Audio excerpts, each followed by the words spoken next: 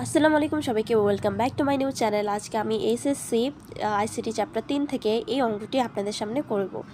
So ভিডিওটি না টেনে সম্পূর্ণ দেখবেন। সো কথা না বাড়িয়ে অঙ্কটি শুরু করা যাক। এখানে আমি প্রথমে অঙ্কটি খাতে তুলে নিচ্ছি।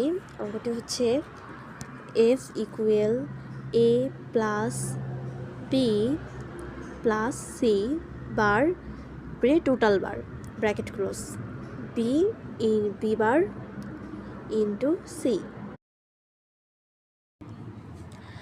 এখন আমরা এই টোটাল বারটাকে তুলে দেব। A plus B plus C. C এর উপর থেকে বারটাকে ভেঙে নিতে গেলে আমাদের সবার আগে চিহ্নের পরিবর্তন হবে।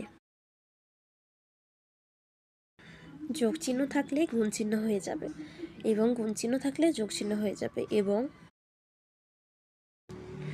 টোটাল বারটা সিঙ্গেল বার হয়ে প্রতিটি চলকের উপর চলে আসবে।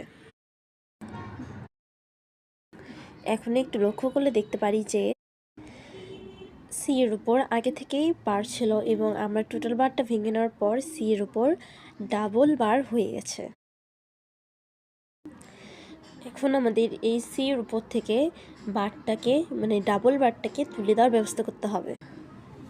সো আমরা জানি এ ডাবল বার সমান এ, মানে যদি কোনো লেটারের উপর বা চলকের উপর যদি ডাবল বার থাকে তাহলে সেই ডাবল বারটি অনায়াসে তুলে দেওয়া যায়।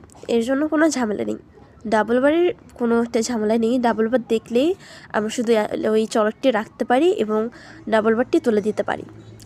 এখন হচ্ছে আমরা যেটা করব সেটা হলো সাজাই নেব, মানে এ বাদে সবগুলো বি ডাবল বি বারকে এক জায়গায় করে নেব ব্র্যাকেটের মাধ্যমে এবং সি ইন্টু সি এক জায়গায় করে নেব। আর আমরা জানি যে এ ইন্টু এ সমান এ হয়, মানে দুইটা এ থাকলে আমরা একটাই নিতে পারি। সো এখানে আমরা দুইটা বি আছে আমাদের এখানে, তাহলে আমরা দুইটা বি এর মাঝে থেকে যে কোনো একটা বি নিতে পারি। তাহলে এখানে হয় এ বার ইন্টু বি বার। আবার দুইটা সি আছে, তাহলে দুইটা সি থেকে একটা সি নিতে পারি। সো এটাই হলো answer. So please subscribe my channel.